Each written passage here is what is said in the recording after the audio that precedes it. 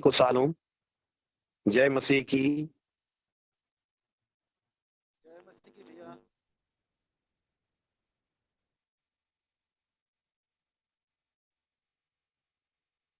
इंदिरा दीदी जय मसीह की।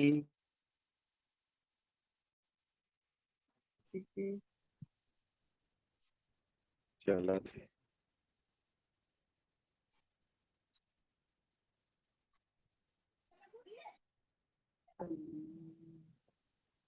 नेटवर्क के प्रॉब्लम है।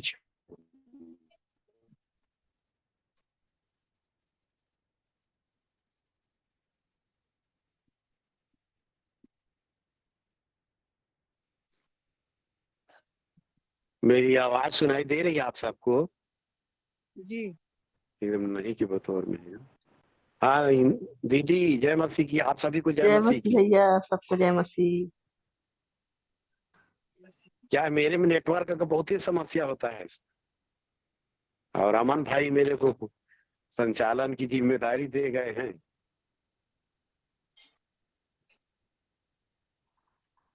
तो आइए जूम मीटिंग में आप सभी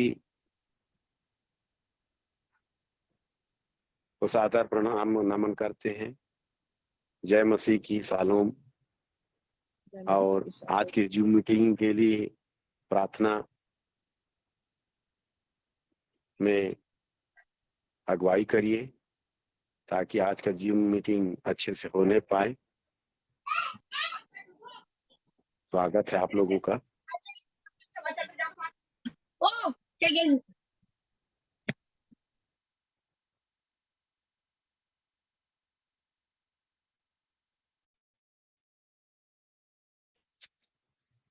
आप लोगों में से कोई भी प्रार्थना में अगुवाई करेंगे, स्वागत है, या गवाही रखेंगे तो स्वागत है आप लोगों का। शुरू करने से पहले मैं प्रार्थना कर रही हूँ। सालोम दीदी जय मसीह की।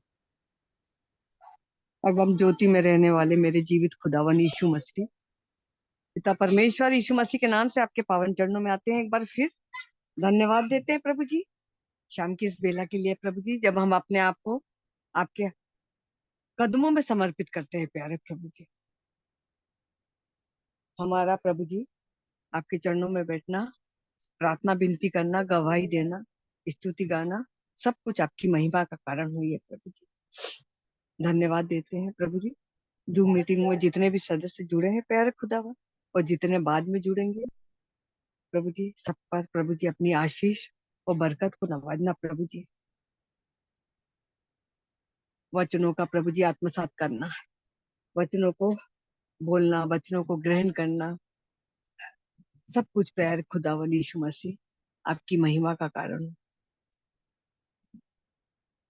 कलीसिया से जुड़े हुए एक एक प्रेरितों के लिए हम प्रार्थना करते हैं प्यारे खुदावन यीशु मसीह, चाहे वो पंकज भाई हो, चाहे वो आशीष भाई हो प्रभु जी, चाहे शेखर भाई हो प्रभु जी, चाहे रूपेश भाई हो प्यारे प्रभु जी, चाहे बेला दीदी हो, चाहे ज्योति बहन हो, चाहे सुनीता हो प्यारे खुदावन यीशु मसीह, एक एक को प्रभु जी जो कि वचनों को बांटते हैं प्यारे प्रभु जी उन्हें और बहुतायत से दीजिए प्रभु जी, जो हमें सिखाते हैं प्यारे खुदावन यीशु मसीह। हम भी ऐसे बन जाए प्यारे खुदावन यीशु मसीह कि हम आपके आत्मा के प्रकाशन में प्यारे खुदावन यीशु मसीह वो सब बोल सके प्रभु जी। प्रभु जी आपके चरणों में इसलिए बैठे हैं प्यारे प्रभु जी, हम जानते हैं प्यारे प्रभु जी आपके स्वरूप में नहीं है प्यारे प्रभु जी, हमें बहुत सारी कमी घटी है, तभी हम प्रेरितों से शिक्षा पाने, रोटी तोड़ने में लौलीन रहते हैं प्रभु जी। प्रभु जी आप हमारी सहायता मदद करते हैं प्यारे खुदावन यीशु मसीह। धन्यवाद देते हैं प्यारे खुदावन यीशु मसीह। एक एक के परिवार को प्रभु जी आपके सामर्थ्य हाथों में रख देते हैं प्यारे खुदावन।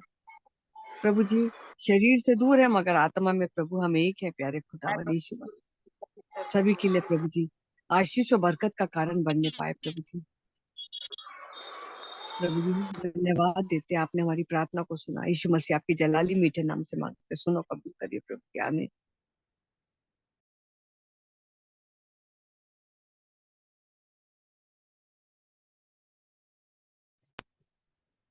और भी कोई प्रार्थना करना चाहेंगे, गवाही रखना चाहेंगे तो रख सकते हैं। यीशु का नाम सुखदाई, भजन करो भाई, ये जीवन दो दिन का।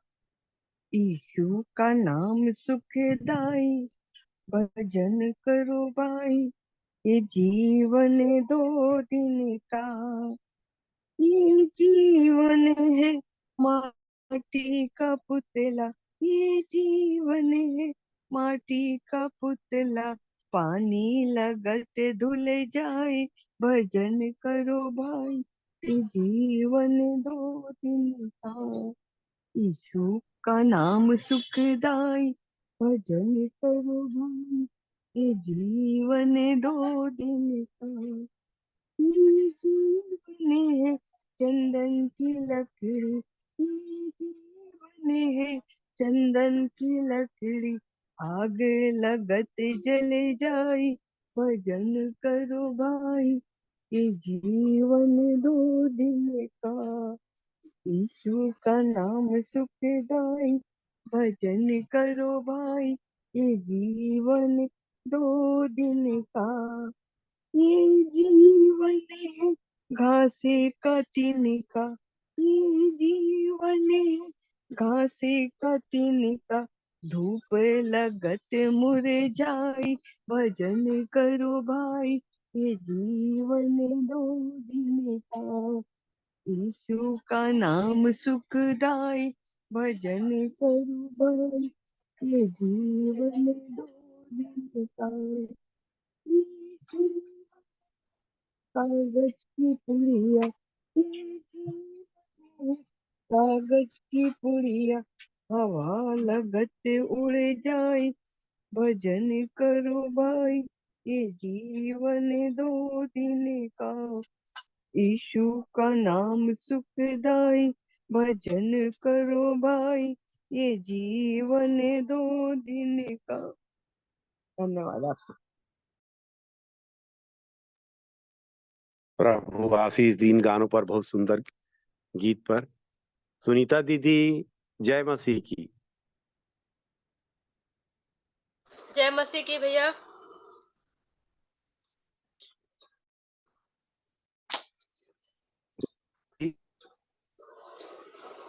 नेटवर्क का बहुत समस्या हो रही है, आज नहीं आता आपको।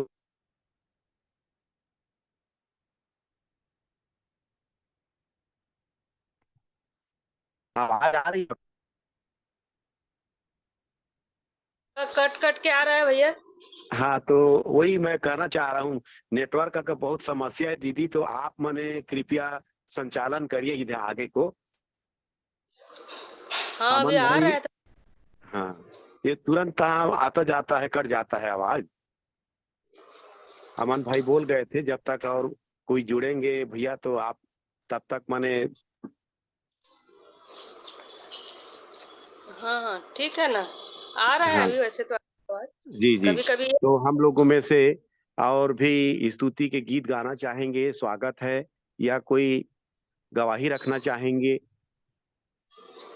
प्रार्थना भी करना चाहेंगे, तो भी स्वागत है प्रभु की महिमा के लिए जूम मीटिंग के माध्यम से।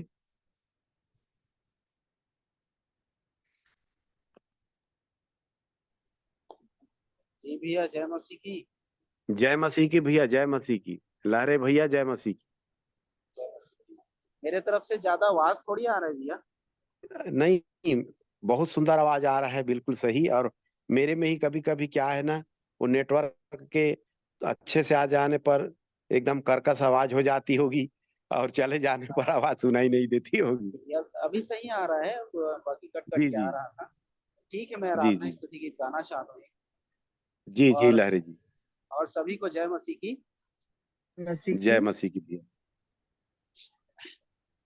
आराधना हो, आराधना, खुदा वंदे यीशु की आराधना। आराधना हो, आराधना, खुदा वंदे यीशु की आराधना। शांति दाता की आराधना, मुक्ति दाता की आराधना, शांति दाता की आराधना, मुक्ति दाता की आराधना। आराधना हो, आराधना, खुदा वंदे यीशु की आराधना। आराधना हो, आराधना, खुदा वंदे यीशु की आराधना। पवित्र दिल से आराधना, प्रेमी मन से आराधना, पवित्र दिल से आराधना, प्रेमी मन से आराधना। आराधना हो, आराधना, खुदा वंदे यीशु की आराधना। आराधना हो, आराधना, खुदा वंदे यीशु की आराधना। मेरे मसीहा की आराधना, जीवन दाता की आराधना। मेरे मसीहा की आराधना, जीवन दाता की आराधना। आराधना हो, आराधना, खुदा वंदे यीशु की आराधना। आराधना हो, आराधना, खुदा वंदे यीशु की आराधना। दूतों के संग आराधना, भक्तों के संग आराधना, दूतों के संग आराधना, भक्तों के संग आराधना, आराधना हो आराधना, खुदावंदे यीशु की आराधना, आराधना हो आराधना, खुदावंदे यीशु की आराधना, खुदावंदे यीशु की आराधना, खुदावंदे यीशु की आराधना। हालेलुया। सबको जय मसीह की। जय मसीह की। धन्यवाद हो भाई सुंदर से गीत के लिए, और प्रभु का धन्यवाद हो इस सुंदर से स्तुति गीत के लिए। आगे और कोई स्तुति के गीत गाना चाहेंगे? और सुनीता दीदी को मैं निवेदन करूंगा कि आगे का ये संचालन की जिम्मेदारी लें। आप सबको जय मसीह की। और जय मैं भी मसीह की दीदी। महिमा के लिए एक गीत गा लूंगी। जी जी। आवा सुना जी भाई मन, सुना हो दाई मन, मुक्ति हावे सुनामा। आवा सुना जी भाई मन, सुना हो दाई मन, मुक्ति हावे सुनामा। मुक्ति हवे सुनामा हो भैया, मुक्ति हवे सुनामा, मुक्ति हवे सुनामा ओ बहनी, मुक्ति हवे सुनामा। आव सुन जी भाई मन, सुना हो दाई मन, मुक्ति हवे सुनामा। गैया के कुटना में जन्म ले आइस, गैया के कुटना में जन्म ले आइस, जम्मू गढ़रियाला संदेश समराइस, जम्मू गढ़रियाला संदेश समराइस। मछरी मरैयाला चेला बनाई, सव सुना जी, हव सुन जी भाई मन, सुना ओ दाई मन, मुक्ति हवे सुनामा। हव सुन जी भाई मन, सुना ओ दाई मन, मुक्ति हवे सुनामा। हरिहर चारा सबला चराते, हरिहर चारा सबला चराते, झरना के निर्मल पानी पियाते, झरना के निर्मल पानी पियाते। धर्म के रास्ता में हमला रेंगाते, धर्म के रास्ता में हमला रेंगते। आव सुन जी, आव सुन जी भाई मन, सुना ओ दाई मन, मुक्ति हवे सुनामा। आव सुन जी भाई मन, सुना ओ दाई मन, मुक्ति हवे सुनामा। निचट अंधियार में रास्ता बताते, निचट अंधियार में रास्ता बताते, बैरी शैतान ले हमला बचाते, बैरी शैतान ले हमला बचाते। जीवन भर संग रथे सरगम रथे, अब सुन जी, अब सुन जी भाई मन, सुन ओ दाई मन, मुक्ति हवे सुनामा। अब सुन जी भाई मन, सुन ओ दाई मन, मुक्ति हवे सुनामा। मुक्ति मुक्ति हवे यीशु नामा ग भैया, मुक्ति हवे यीशु नामा, मुक्ति हवे यीशु नामा ओ बहनी, मुक्ति हवे यीशु नामा। अव सुन जी, अव सुन जी भाई मन, सुन ओ दई मन, मुक्ति हवे यीशु नामा। धन्यवाद। अभी आप लोगों को भी अवसर है, यदि कोई गवाही रखना चाहते हैं या वचन बोलना चाहते हैं तो अभी आप लोगों को अवसर है। यदि स्तुति भी करना चाहते हैं तो अवसर है आप लोगों को। सबको जय मसीह की। मैं कुछ वचनों में से बोलना मांगती हूँ।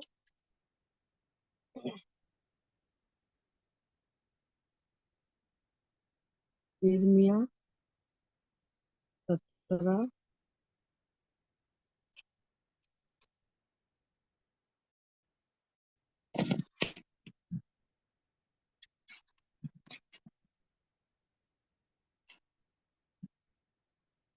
17 का 5। और ऐसा होगा जैसा लवने वाला अनाज काटकर, यिर्मयाह यिर्मयाह यिर्मयाह 17 का 5। यहोवा यूं कहता है, श्रापित है वे मनुष्य पुरुष जो मनुष्य पर भरोसा रखता है और उसका सहारा लेता है, जिसका मन यहोवा से भटक जाता है।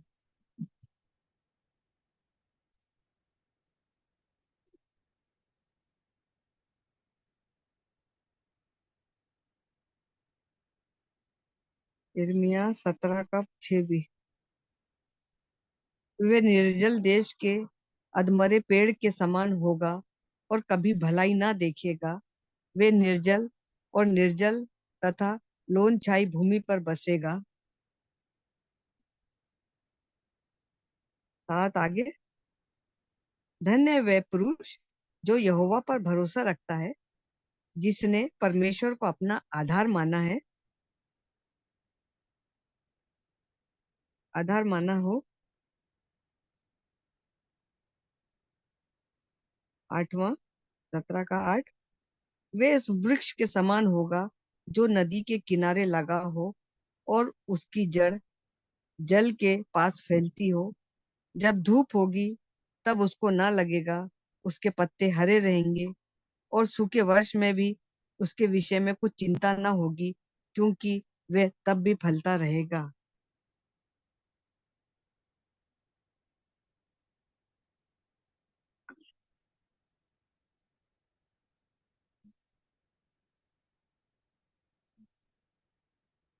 नौवां। मनुष्य तो सब वस्तुओं से अधिक धोखा मन तो सब वस्तुओं से अधिक धोखा देने वाला होता है। उसमें असाध्य रोग लगा है, उसका भेद कौन समझ सकता है।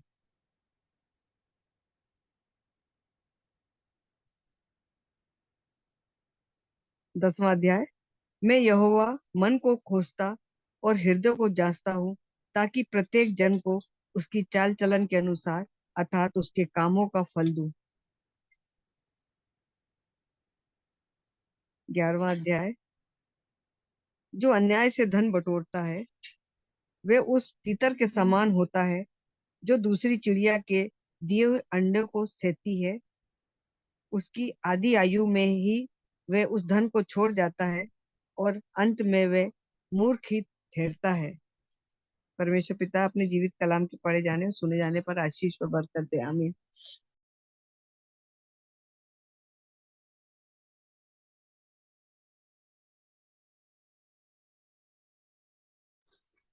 और भी अवसर है आप लोगों को, यदि जो भी वचन आपके जीवन में कार्य किया है, इन दिनों में बहुत सारे वचनों को हमने सुना है, तो आप भी जिस वचन से आशीषित हुए हैं, जिस वचन से आप के जीवन में काम किया है, उन वचनों को आप जरूर से शेयर करिए। और जो भी यदि गवाही है या स्तुति गान भी करना चाहते हैं तो अवसर है आप लोगों को।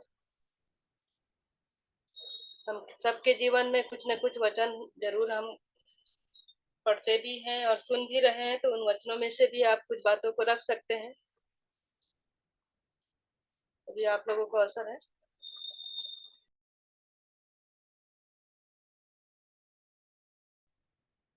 जो भी वचन है, आप एक दो वचन भी बोलना चाहते हैं, उसको आप रख सकते हैं। आप लोगों को अवसर है अभी। जय मसीह की। मेरी आवाज आ रही है? हाँ आ रही है, बोलिए ना।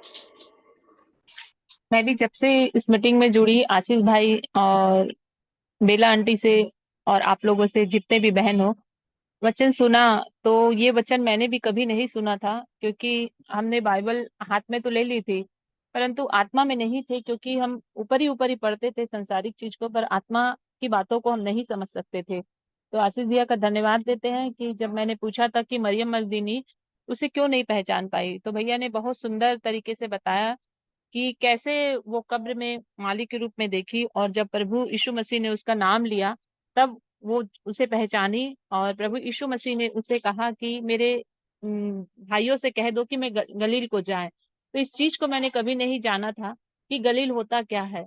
तो 6 पद मत्ती रचित सुसमाचार 28 का 6 में वहाँ यह नहीं है, परंतु अपने वचन के अनुसार जी उठा है, आओ वह स्थान देखे जहाँ प्रभु पड़ा है। तो मेरे प्रियो, सचमुच मरियम मगदलीनी 6 में गवाही दी, और 8 में सुसमाचार को उस समाचार को लेके गए उनके भाइयों के पास, उनके चेलों के पास। तो इस चीज को हम देखें कि गलील क्या है, तो गलील अंधकार भरा एक देश था, जिसमें यीशु मसीह बार बार जाना चाहता था और लोगों को उस अंधकार से छुड़ाना चाहता था। तो इस वचन के अनुसार मैंने जाना कि सचमुच अंधकार में आज बहुत सारे लोग बैठे हैं उस गलील में, जहाँ पर यीशु मसीह आना चाहता है, लेकिन लोग आने नहीं देते, क्योंकि वो संसार में लिप्त है। संसार, शैतान उन्हें जकड़ा हुआ है, और वो उसी बातों में, जैसे बच्चे मोबाइल में लिप्त हैं, माताएं काम में लिप्त हैं, बहनें अपने फैशन में लिप्त हैं, बहुत सारे ऐसे लोग हैं जो अपने अपने कामों में ऐसे लिप्त हैं। लेकिन यीशु मसीह की जो बुलाहट है, हर एक के लिए कॉलिंग है, लेकिन उस कॉलिंग को नहीं समझ पा रहे, उस आवाज को नहीं सुन पा रहे। मरियम ने तो आवाज सुना तो पहचाना, लेकिन हमारे कानों में आवाज आती भी है, लेकिन हम सुन नहीं पाते। तो मैं परमेश्वर का धन्यवाद देती हूँ कि हम संसारिक तो थे, लेकिन परमेश्वर का वचन हम हमारे पास पहुंचा, और हमने विश्वास किया, क्योंकि परमेश्वर ने कहा था ना कि धन्य है वो जो बिना देखे विश्वास किए। तो हम अन्य जाति से आते हैं, क्रिश्चियन तो नहीं थे, लेकिन अद्भुत तरीके से हमारे पास भी परमेश्वर का वचन पहुंचा, और हमने विश्वास किया कि ये जीवित वचन है। क्योंकि जब वचन खुलता है तो प्रकाश आता है। क्योंकि 1 साल तक मैंने बाइबल खोलना और पढ़ना नहीं जान पाई थी कि पद क्या होता है और अध्याय क्या होता है। तो परमेश्वर ने अपनी आत्मा के द्वारा मुझे धीरे धीरे वचन को बताया, लेकिन तो भी मैं संसारिक रीति सही से समझती थी। परमेश्वर का धन्यवाद देती हूँ कि आशीष भैया हमें मिले एक अच्छे दास के रूप में, और वो वचन आमने सामने जो बोलते हैं ना बैठ के, वो मुझे इतना भाया, और जो भी प्रश्न पूछते हैं वो तुरंत उनका उत्तर देते हैं, जैसे परमेश्वर अपने दासों के जरिए बात करता है। क्योंकि हर एक कोई संदेश बना के लेके आता है, लेकिन मैं पहला ऐसा दास देखी हूँ कि जो आमने सामने कोई भी प्रश्न का उत्तर पूछो, उसे बहुत ही सरलता के साथ उसे उत्तर देते हैं। तो मैं धन्यवाद देती हूँ कि हमें जो प्रश्न हम पूछते हैं उसका उत्तर हमें मिल जाता है परमेश्वर के दासों के जरिए। बिलासपुर में भी मैं संगति करती हूँ, राम भैया हैं, उनके जरिए भी परमेश्वर ऐसे बात करता है जब हम पूछते हैं। तो मैं परमेश्वर का धन्यवाद देती हूँ कि परमेश्वर ने अपने दासों को अपनी कलीसिया के लिए, अपनी भेड़ों के लिए रखा है। क्योंकि इंदिरा बहन हमेशा कहती है कि मैं इधर उधर भटकी, तो सेम इंदिरा बहन के जैसे मेरी भी कहानी है।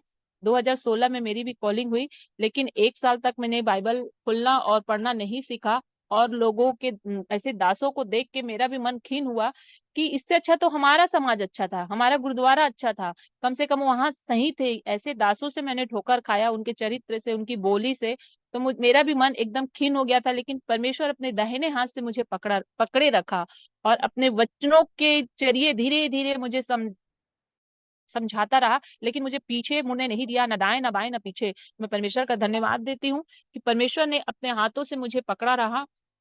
और आज आशीष बीए के जरिए, जो अंधकार में हम मसीह में तो थे, लेकिन फिर भी हम अंधकार में थे, क्योंकि परमेश्वर के ऐसे दास लोग जो थे, जो परमेश्वर वचन का खुलासा नहीं करते थे। उनकी भेड़े अपनी खाली भीड़ बनाने के लिए वो हम इकट्ठा करते थे, लेकिन परमेश्वर की जो भेड़ है जो हमने भाई से सीखा कि परमेश्वर की भेड़ कैसे मिली, खोई हुई भेड़ कैसे मिली उस क्रूस में, तो सचमुच हमने क्रूस में मरना ही नहीं सीखा था। ये बात मैंने अभी इस मीटिंग में जाना कि हमें क्रूस में कैसे मरना है। तो मैं परमेश्वर का सच में लाखों लाखों बार धन्यवाद देती हूँ कि जितने भी आज गलील में बैठे हैं, हमारा भी हक बनता है कि उन्हें उस अंधकार से छुड़ा के लेके आए, क्योंकि परमेश्वर ने हम सबको इसलिए चुना है कि जाओ जाति जाति के लोगों को सुसमाचार सुनाओ। तो जैसे हमने सुसमाचार सुना, उसी प्रकार हम लोगों को सुसमाचार सुनाए और अंधकार से लोगों को छुड़ाए, जैसे मेरा जीवन छूटा है।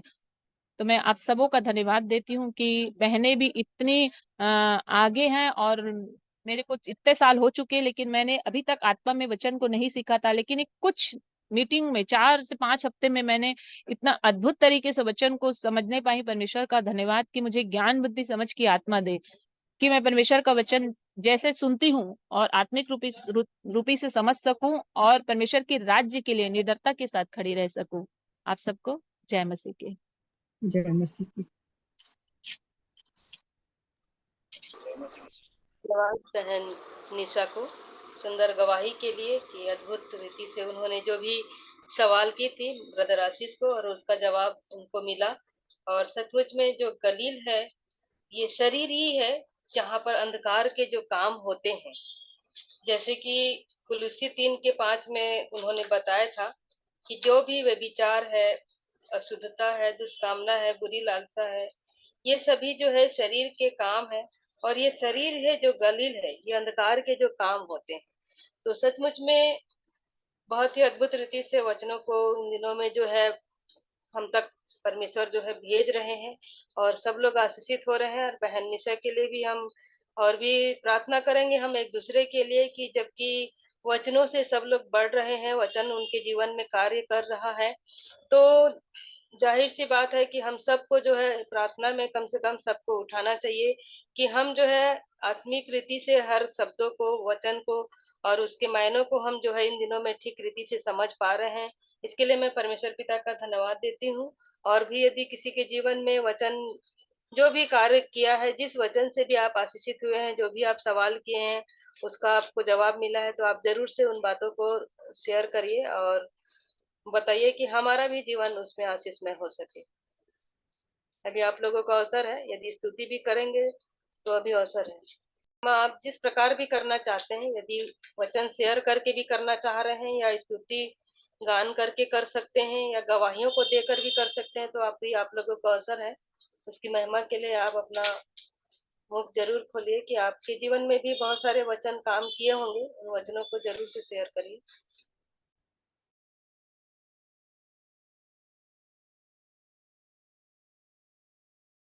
भिंडी, मिर्ची, टमाटर।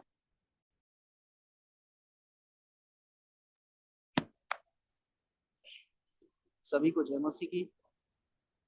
जय मसीह की भाई।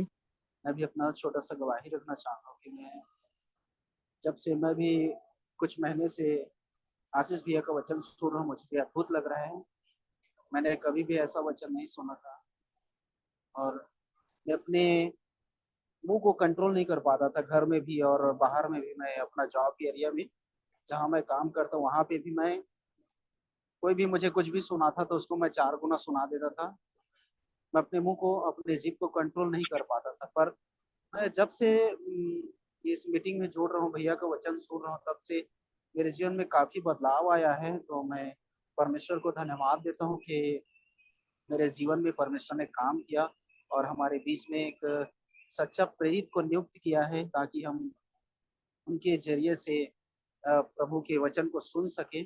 और इसी वचन से याकूब 3 अध्याय का 6 से 8 वचन को मैं पढ़ना चाहूंगा। जीभ भी एक आग है, जीभ हमारे अंगों में अधर्म का एक लोक है और सारी देह पर कलंक लगाती है और जीवन गति में आग लगा देती है और नरक कुंड की आग से जलती रहती है। क्योंकि हर प्रकार के वन, पशु, पक्षी और रेंगने वाले जंतु और जलचर तो मनुष्य जाति के वश में हो सकते हैं और हो भी गए हैं, पर जीभ को मनुष्य में से कोई वश नहीं कर सकता। वह एक ऐसी बला है जो कभी रुकती ही नहीं, वह प्राणनाशक विष से भरी हुई है तो ऐसे ही मेरे जीवन में था कि मैं अपने जॉब के एरिया में भी कोई भी मुझे कुछ भी सुना देता तो उससे मैं 4 गुना बढ़ के सुना देता था। और मैं अपने व्यवहार को इतना खो दिया था, मैं घर में भी और यहाँ भी, और जहाँ भी जाता था अपने रिश्ते में भी मेरा व्यवहार अच्छा नहीं था। मैं बहुत ही ज्यादा अपने शब्दों से दूसरे के दिल को दुखा देता था और रिश्ते को खराब कर देता था। या किसी दोस्त यार है उनको भी मैं सुना देता था। बहुत ज्यादा मेरा शब्द खराब था। तो परमेश्वर को मैं धन्यवाद करता हूँ कि ये सारी चीजों से मुझे निकाला है भाई आशीष के जीवन से। कि मैं परमेश्वर को धन्यवाद देना चाहता हूँ, कोटि कोटि धन्यवाद हो। और और मैं प्रार्थना करता हूँ और आप सभी मेरे लिए प्रार्थना करिए कि मैं भी एक हरी शिक्षा में आगे बढ़ सकूं और सही जीवन जी सकूं। और धन्यवाद हो प्रभु को।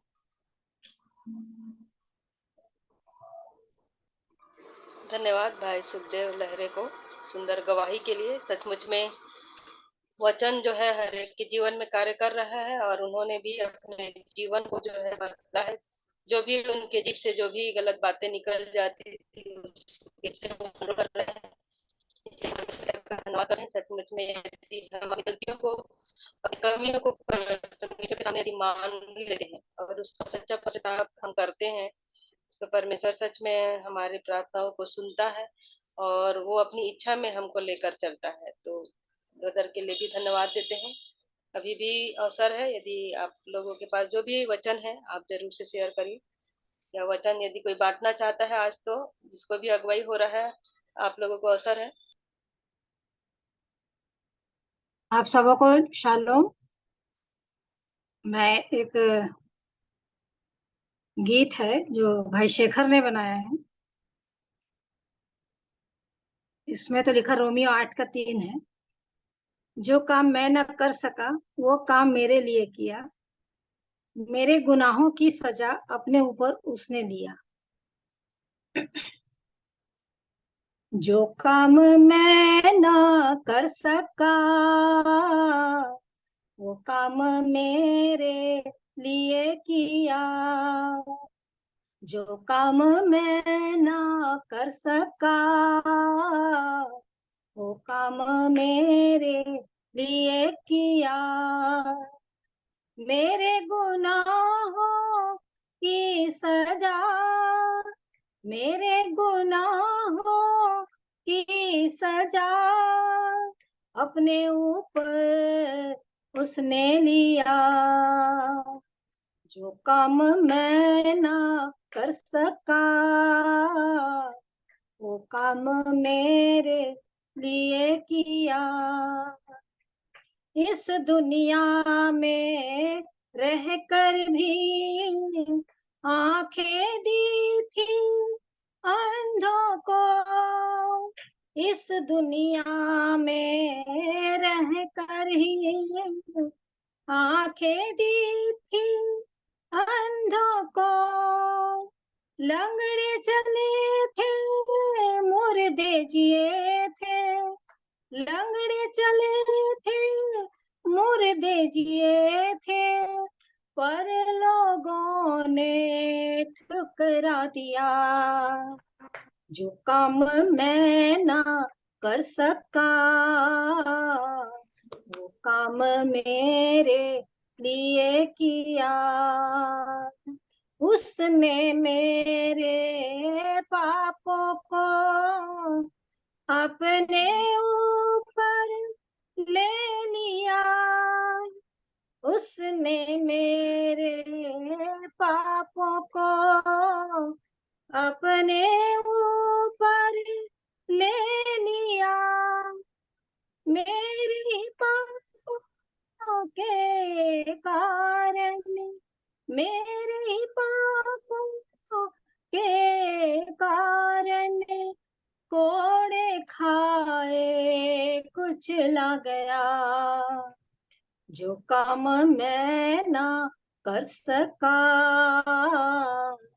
वो काम मेरे लिए किया, सहता रहा पर मुंह ना खोला, मेरे लिए सताया गया, सहता रहा पर मुंह ना खोला, मेरे लिए वो सताया गया।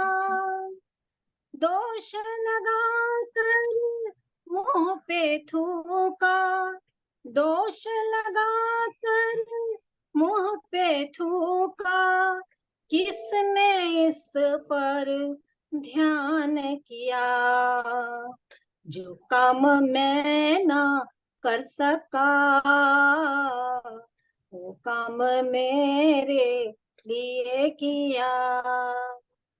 मेरे गुनाहों की सजा, मेरे गुनाहों की सजा अपने ऊपर उसने लिया। जो काम मैं ना कर सका, वो काम मेरे लिए किया। प्रभु की स्तुति, प्रभु का धन्यवाद हो।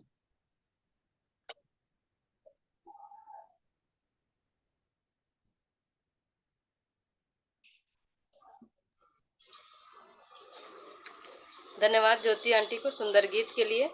अभी भी अवसर है, यदि कोई वचन रखना चाहते हैं या गवाही देना चाहते हैं तो आप लोगों को अवसर है।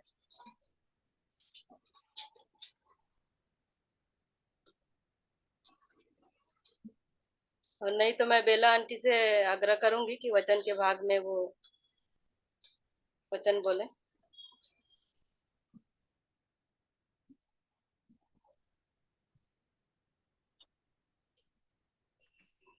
आप सबों को जय मसीह की। जय मसीह की। जय मसीह की। और प्रभु का धन्यवाद देती हूँ आज के सुंदर दिन के लिए कि एक बार फिर से उसने हमें जीवितों की पृथ्वी पर रखा और हमें सुरक्षित रखा। ये उसकी महाकरुणा का फल है मेरे प्रियो। उसकी दया अमर है और एक एक दिन जो प्रभु हमारे जीवन में जोड़ता है,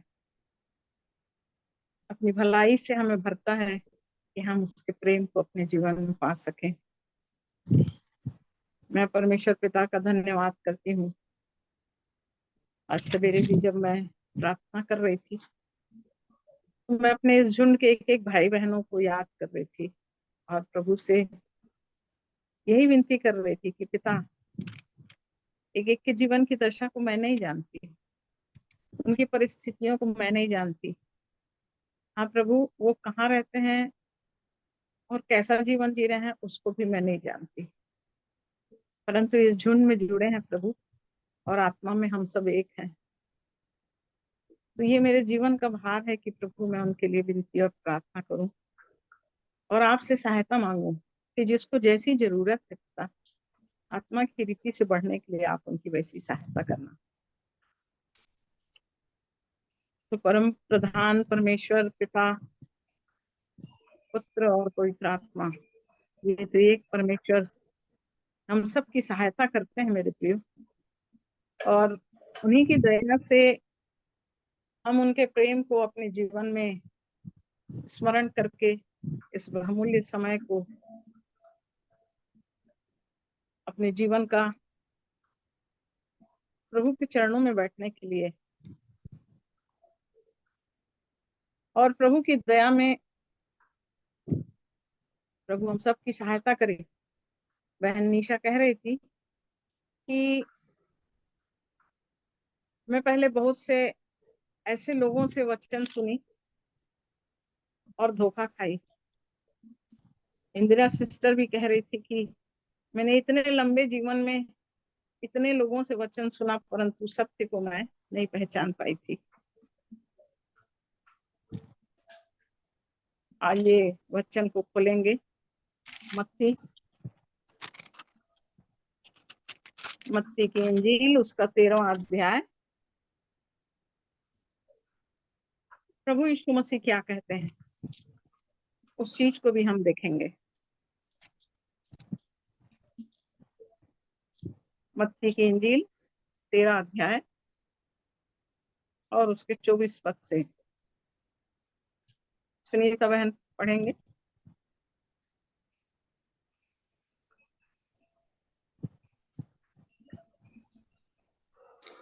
मत्ती रचित सुसमाचार उसका 13 अध्याय और 24 वचन से पढ़ लूंगी मैं।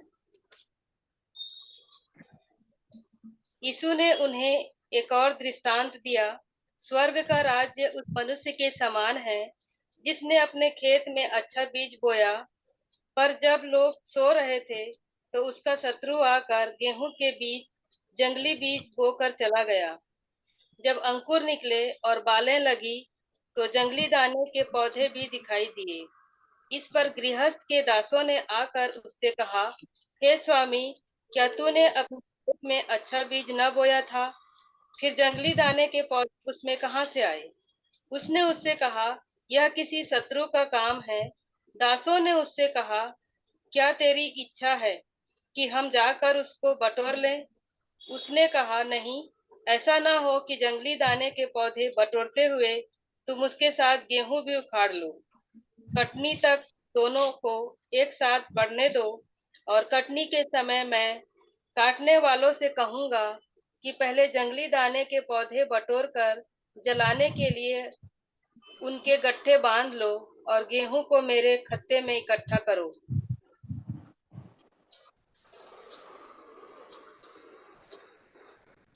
हाँ, परमेश्वर का वचन यहाँ पर बीज का दृष्टांत बता रहा है, और इसी में उन्हें एक और दृष्टांत दिया। मतलब यीशु मसीह दृष्टांतों में यहाँ पर अपने चेलों को बता रहे थे, और जब चेलों के सामने प्रभु यीशु मसीह इस बात को कह रहे थे कि एक और दृष्टांत मैं तुमको बताता हूँ, और क्या दृष्टांत बता रहे थे? स्वर्ग का राज्य उस मनुष्य के समान है जिसने अपने खेत में अच्छा बीज बोया।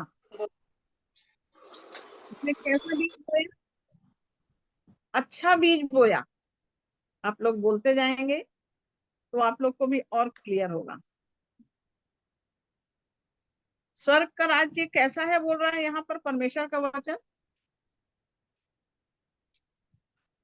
गृहस्थ के समान, उस मनुष्य के समान है जिसने अपने खेत में अच्छा बीज बोया, है ना?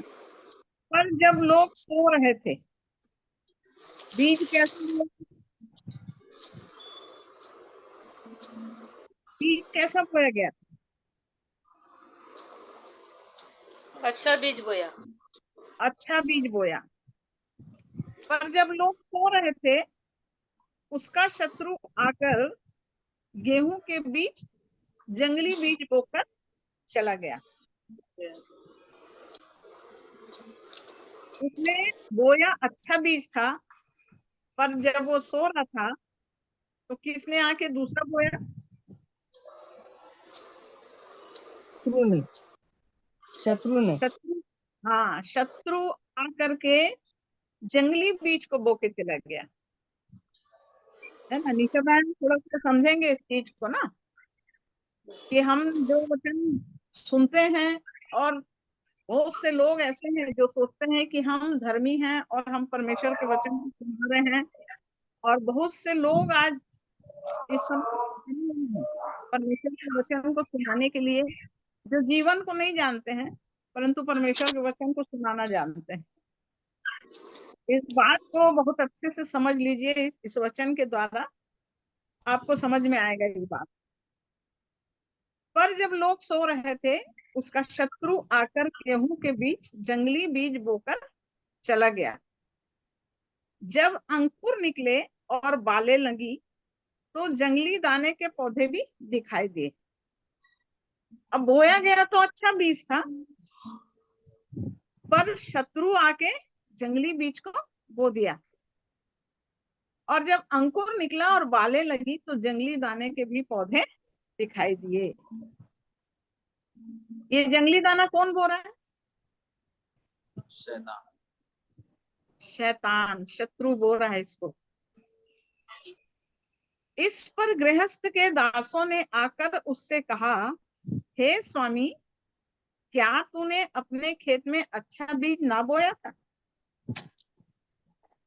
जब जंगली दाने दिखाई दे रहे हैं तब यहाँ पर गृहस्थ आके कह रहा है अपने स्वामी से कि क्या तूने अपने खेत में अच्छा बीज ना बोया था? फिर जंगली दाने के पौधे उसमें कहाँ से आ गए? ये बोने वाले को नहीं मालूम कि जंगली दाना कहाँ से आ गया। जंगली दाना बोने वाला उसका शत्रु है। जो अच्छे बीज के साथ क्या किया, व्यक्ति सो रहा था तब उसने चुपचाप आ करके उसमें जंगली बीज को बो के चला गया। 28 पद में कह रहा है, उसने उनसे कहा यह किसी शत्रु का काम है। दासों ने उससे कहा क्या तेरी इच्छा है कि हम जाकर उनको बटोर लें? तब दास कह रहे हैं कि प्रभु ऐसा करें हम लोग कि उस जंगली दानों के जो भी दिख रहे हैं उसको हम लोग निकाल लें, उसको बटोर लें। तब प्रभु क्या कह रहा है उनसे? उसने कहा नहीं, ऐसा ना हो कि जंगली दाने के पौधे बटोरते हुए तुम उनके साथ गेहूं भी उखाड़ लो। ऐसा नहीं हो कि तो जो जो तुम करना चाह रहे हो, ऐसा नहीं हो कि अच्छा बीज अच्छे दाने का पौधा भी उखड़ जाए। इसलिए क्या करो, कटनी तक दोनों को एक साथ बढ़ने दो, और कटनी के समय मैं काटने वालों से कहूंगा कि पहले जंगली दाने के पौधे बटोर कर जलाने के लिए उनके गट्ठे बांध लो और गेहूं को मेरे खत्ते में इकट्ठा करो। हाँ मेरे प्रियो, हमको अपने जीवन में इस बात को देखना है कि हम हमारे जीवन में कौन सा बीज बोया जा रहा है। और बीज तो क्या है? परमेश्वर का वचन है। और ये वचन का बीज हमारे अंदर बोया जा रहा है तो शत्रु कौन है? शैतान है। जब हम निश्चिंत रहेंगे तो इस अच्छे दाने के साथ, अच्छे बीज के साथ क्या करेगा शत्रु? मिलावट कर देगा। हमको पता नहीं चलेगा, हमको समझ नहीं आएगा, और हम तो सोचेंगे कि इतना बढ़िया वचन बता रहा है, इन्होंने तो इतना अच्छा वचन बोला है। परंतु वचन में जीवन की बात नहीं होगी। और यहाँ पर इसी बात को कह रहा है, और प्रभु कह रहा है यहाँ पर कि इसको रहने देना। तुम जंगली दाने के पौधे बटोरते हुए उनके साथ गेहूं भी उखाड़ ना लो। और तब प्रभु का वचन कह रहा है कि जब ये कटनी के समय तक, कब तक बढ़ने देना है? कटनी के समय तक। एक व्यक्ति का आत्मिक जीवन और एक व्यक्ति का संसारिक जीवन।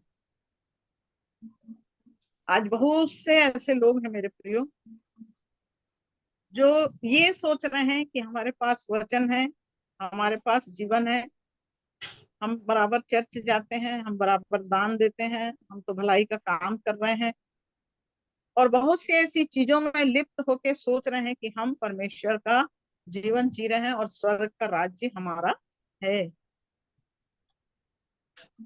परंतु शत्रु हमारे जीवन में जंगली बीज को कब बो के चला जाएगा, इसलिए हमको क्या करना है? बहुत सावधान होना है कि हम किस तरह के वचन को सुन रहे हैं। कौन सा वचन मेरे जीवन में, मेरे अंदर परिवर्तन ला रहा है? कौन सा वचन मेरे जीवन को प्रभु के मार्ग में चलने के योग्य बना रहा है ना? इसके 36 पद से पढ़िए तो।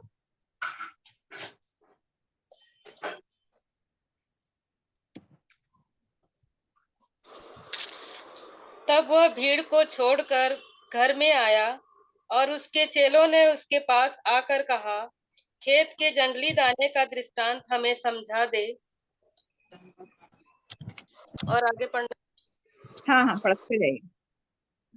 उसने उसको उत्तर दिया, अच्छे बीज का बोने वाला मनुष्य का पुत्र है, खेत संसार है। अच्छा बीज राज्य की संतान और जंगली बीज दुष्ट की संतान है। जिस शत्रु ने उनको बोया वह शैतान है, कटनी जगत का अंत है और काटने वाले स्वर्गदूत हैं। अतः जैसे जंगली दाने बटोरे जाते और जलाए जाते हैं, वैसा ही जगत के अंत में होगा। मनुष्य का पुत्र अपने स्वर्गदूतों को भेजेगा और वे उसके राज्य में से ठोकर के कारणों को और कुकर्म करने वालों को इकट्ठा करेंगे और उन्हें आग के कुंड में डालेंगे, जहां रोना और दांत पीसना होगा। उस समय धर्मी अपने पिता के राज्य में सूर्य के समान चमकेंगे। जिसके कान हो वह सुन ले। जिसके कान हो वह सुन ले। और यहाँ पर जंगली दाने का दृष्टांत हमें समझा दे करके चेले प्रभु को कह रहे हैं, और तब प्रभु है जो उनको उत्तर दे रहा है। और तब यहाँ पर समझा रहा है, अच्छे बीज का बोने वाला मनुष्य का पुत्र है। पुत्र मनुष्य का पुत्र प्रभु यीशु मसीह के लिए बता रहे हैं यहाँ। अच्छा बीज कौन बोएगा? मनुष्य का पुत्र। और प्रभु यीशु मसीह मनुष्य का पुत्र बन के इस पृथ्वी पर आया। और खेत क्या है? संसार है। बोलने वाली जगह कौन सा है? संसार है बोल रहा है। अच्छा बीज राज्य की संतान और जंगली बीज दुष्ट की संतान। इसको एकदम स्पष्ट समझ लीजिए कि कैसे परमेश्वर ने जो बोया है वो अच्छा बीज है, जो राज्य की संतान, और शैतान जो बो रहे हैं वो जंगली बीज है, वो दुष्ट की संतान है। जिस शत्रु ने उनको बोया वो शैतान है, और कटनी जो है वो जगत का अंत है। यहाँ पर प्रभु यीशु मसीह अपने चेलों से इन बातों को स्पष्ट करके बता रहे हैं। और ये प्रभु यीशु मसीह कह रहे हैं कि इनको तुम अभी कुछ मत करो। कब तक? कटनी तक दोनों को एक साथ बढ़ने दो। 30 पद में लिखा हुआ है। तो जंगली बीज भी क्या करेगा? बढ़ेगा, और अच्छा बीज भी बढ़ेगा। अर्थात आत्मा का जीवन जो है वो भी बढ़ेगा, और संसार का जीवन है वो भी बढ़ेगा। और ये दशा जो कह रहा है प्रभु, कटनी जगत का अंत है, और काटने वाला कौन है? स्वर्गदूत। अतः जैसे जंगली दाने बटोरे जाते और जलाए जाते हैं, वैसा ही जगत के अंत में होगा। अभी चलने दो, जैसा जीवन चल रहा है, जो जैसा विश्वास कर रहा है उसको वैसा विश्वास करने दो। जिसके पास सत्य नहीं है, बिना सत्य के वो सोच रहा है कि मैं प्रभु के पीछे चल रहा हूँ, चलने दो। प्रभु बोल रहा है जैसा है वैसा चलने दो। लेकिन एक समय आएगा, कटनी का समय। और कटनी का समय जब आएगा तो पहले कौन से दाने को बटोरेगा? जंगली को बटोरेगा। सब ठोकर के कारणों को और कुकर्म करने वालों को इकट्ठा करेंगे और उन्हें आग के कुंड में डालेंगे, जहां रोना और दांत पीसना होगा। आज बहुत से लोग इस बात को नहीं समझ पा रहे हैं। आज वो सोच रहे हैं, मैंने अपने जीवन में देखा है मेरे प्रियो, बहुत लोग प्रार्थना करते हैं, दुआ करते हैं, वचन का सुसमाचार का प्रचार करते हैं, बड़ी बड़ी सभाओं को लेते हैं, बड़ी बड़ी मीटिंगें चलाते हैं। और यहाँ तक मैंने देखा कि बहुत लोग उनके पास प्रार्थना के लिए फोन कर करके प्रार्थना करने के लिए बोलते हैं। और जब सुनो गवाही तो ऐसा लगता है कि हमसे ज्यादा काम वो कर रहे हैं। परंतु हम कैसे पहचानेंगे राज्य की संतान कौन है? कौन है गेहूं का दाना?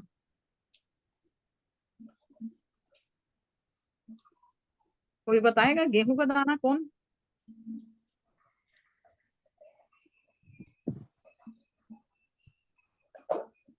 प्रभु यीशु मसीह। प्रभु यीशु मसीह गेहूं का दाना है। जब तक गेहूं का दाना मर नहीं जाएगा तब तक वो फल नहीं लाएगा। तो जंगली बीज बो के हम सोचेंगे कि हम फलवंत जीवन को पालेंगे, तो मेरे प्रियो ये कभी संभव नहीं। जंगली बीज से कभी भी आप अपने पिता के राज्य में नहीं पहुंच पाएंगे। गेहूं का दाना तो मरने का जीवन होना है। जब तक मरने का जीवन नहीं होगा तो हम वो अच्छे बीज के समान अपने जीवन में बटोरे जाने के लिए नहीं तैयार होंगे। हमको बटोरे जाने के लिए अपने जीवन को तैयार करना है, तो हमको इस चीज को अपने जीवन में जांचना है कि मैं गेहूं का दाना हूं कि नहीं हूं। सिर्फ गेहूं का दाना ही बटोरा जाएगा, है ना।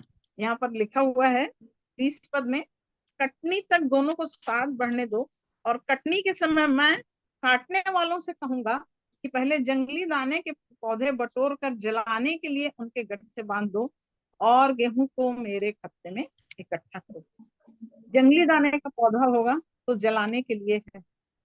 और यहाँ भी वचन में कह रहा है कि 41 पद में, मनुष्य का पुत्र अपने शब्दों भेजेगा और वे इसके राज्य में से सब ठोकर के कारणों को और कुकर्म करने वालों को इकट्ठा करेंगे और उन्हें आग के कुंड में डालेंगे, जहाँ रोना और दांत पीसना होगा।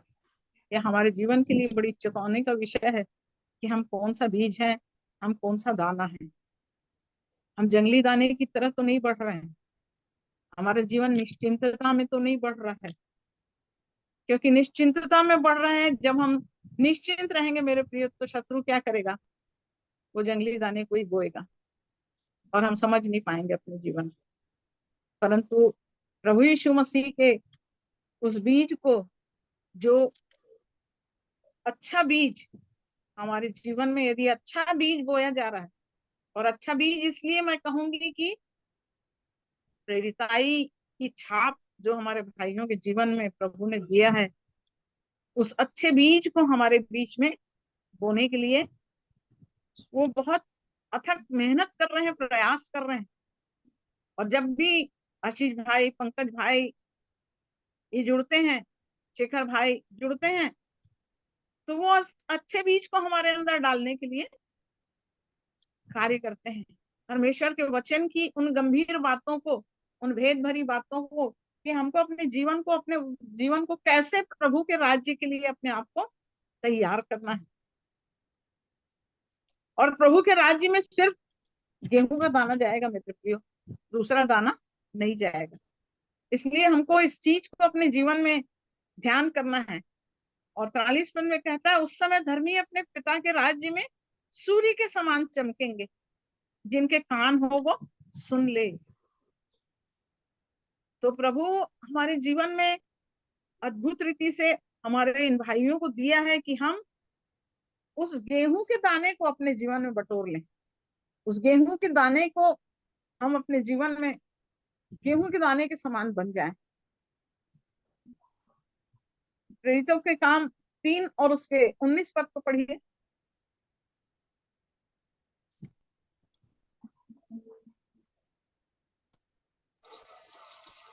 जो कोई राज्य का वचन सुनकर नहीं समझता, उसके मन में जो कुछ बोया गया था, उसे वह दुष्ट आकर छीन ले जाता है। और वही है जो मार्ग के किनारे बोया गया था और जो पथरीली भूमि पर बोया गया था। यह वह है जो वचन सुनकर तुरंत आनंद के साथ मान लेता है, पर अपने में जड़ न रखने के कारण वह थोड़े ही दिन का है, और जब वचन के कारण क्लेश या उपद्रव होता है तो तुरंत ठोकर खाता है। जो झाड़ियों में राज्य का वचन सुनकर नहीं समझता, उसके मन में जो कुछ बोया गया था उसे वह दुष्ट आकर छीन ले जाता है। यह वही है जो मार्ग के किनारे बोया गया था। अब हमको ये भी देखना है कि हम कहाँ बोए गए हैं। यदि मार्ग के किनारे वो बीज बोया जा रहा है मेरे प्रियो, जो बहुत ही आशीषित वचन हमारे जीवन में मिल तो रहा है, परंतु हमारे जीवन में हम कहाँ पर उसको बो रहे हैं, है ना। हमको बोना कहाँ है, अपने मन के भीतर में बोना है। अच्छा बीज अच्छी जगह में, अच्छी भूमि में बोना है ना। अब यहाँ पर जो भूमि के बारे में बताया गया है, यहाँ लिख रहा है कि राज्य का वचन सुनकर नहीं समझता। आज जो वचन सुनाया जा रहा है, यदि हम उसको नहीं समझ पाएंगे तो जो कुछ बोया गया था उसे वो दुष्ट आकर छीन लेगा। यदि हम सुन रहे हैं और सुनने के बाद यदि हमारे जीवन में परिवर्तन नहीं आया, तो ये वचन हमारे जीवन के लिए लिखा गया है मेरे प्रियो, कि वो दुष्ट आकर छीन ले जाता है। और ये कैसा है? ये वही है जो मार्ग के किनारे बोया गया, और जो पथरीली भूमि पर बोया गया, यह वह है जो वचन सुनकर तुरंत आनंद के साथ मान लेता है। ये दूसरी भूमि है, ये दूसरी भूमि है जिसमें बोया गया, वचन को सुना, सुनने से आनंदित हुआ, आनंदित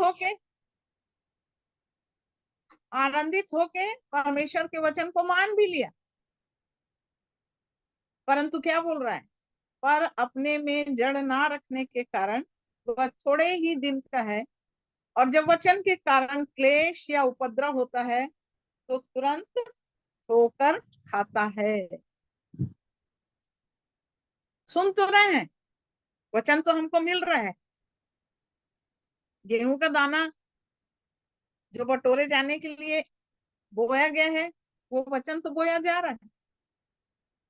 परंतु यहाँ वचन यदि हमारे जीवन में जड़ नहीं पकड़ रहा है, तो वचन जैसे ही क्लेश या उपद्रव आएगा, हम ठोकर खाएंगे और वो वचन हमारे जीवन से समाप्त हो जाएगा। तीसरी भूमि बताया यहाँ पर, जो झाड़ियों में बोया गया, यह वह है जो वचन को सुनता है, पर इस संसार की चिंता और धन का धोखा वचन को दबाता है और वह फल नहीं लाता है। ये तीसरी भूमि है, जो संसार की चिंता है और धन का धोखा है। वचन तो आप सुन रहे हैं, लेकिन इस सुने हुए वचन के अनुसार जैसे ही चिंता हमारे जीवन में आ गई, और चिंता के कारण से हमारा जीवन वचन को दबा देता है। धन का धोखा, आज हम दिन और रात परिश्रम कर रहे हैं, मेहनत कर रहे हैं, किसके लिए? रोटी कपड़ा मकान के लिए, इस जीवन को चलाने के लिए। और इस परिश्रम में हम क्या होते हैं? हम इतने चिंतित हो जाते हैं, इतने व्यस्त हो जाते हैं कि ये वचन दब जाता है, ये वचन हमारे जीवन में फलवंत नहीं हो पाता है और वो फल नहीं लाता, बोल रहा।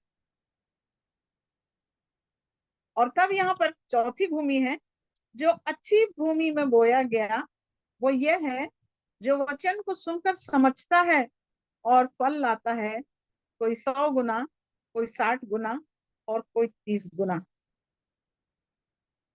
यही मेरी बहन गवाही दे रही थी कि जब आशीष भाई ने बताना चालू किया, तो हमने सत्य वचन को जाना, अपने जीवन में सच्चाई को जाना, और आज ये वचन सुन के हमारे जीवन में ये काम हुआ कि हम अब तक जो सुन रहे थे, अब तक जो जीवन जी रहे थे, वो तो बिल्कुल दूसरा ही जीवन।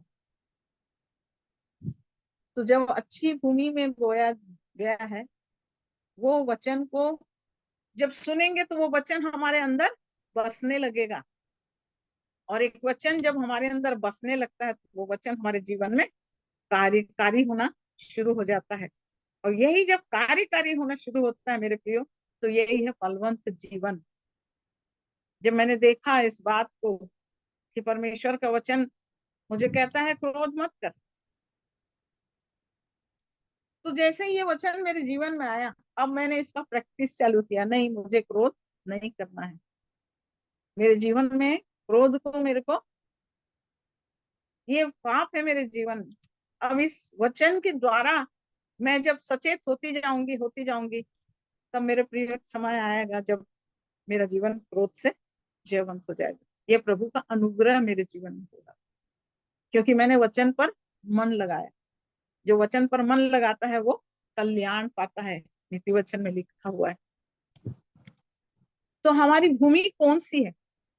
हम किस भूमि में अपने जीवन में वचन को सुन रहे हैं?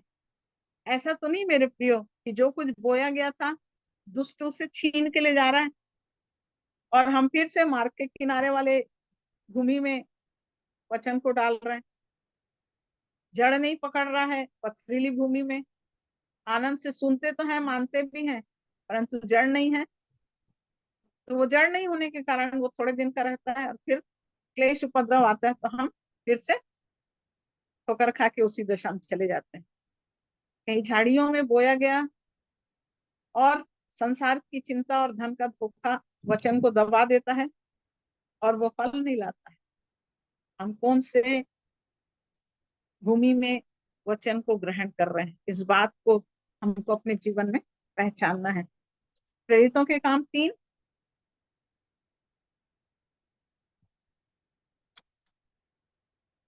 और उसका 19 पद पढ़ेंगे।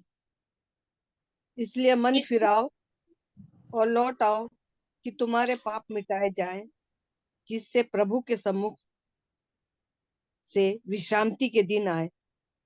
इसलिए क्या करना है? मन फिराओ। पहला काम हमको करना है, मन फिराओ और लौट आओ। कहाँ लौटना है हमको? हमको कहाँ लौटना है? अपने प्रभु के पास हमको लौट के आना है। बुढ़ाऊ पुत्र किसके पास आया? पिता के पास लौट कर आया। हमको भी अपने पिता के पास लौटना है। कैसे लौटना है? मन फिरा के पिता के पास लौटना है। और जब हम मन फिरा के पिता के पास लौटेंगे तो मेरे प्रभु यहाँ पर प्रभु का वचन कह रहा है कि तुम्हारे पाप मिटाए जाएं, जिससे प्रभु के सन्मुख से विश्रांति के दिन आए। इसलिए आज हमको क्या करना है? मन फिराने की जरूरत है, लौट आने की जरूरत है, ताकि हमारे पाप मिटाए जाएं। पहला यूहन्ना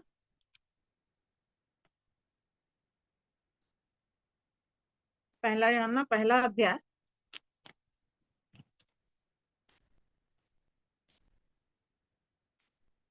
उसके 6 पद से पढ़ेंगे।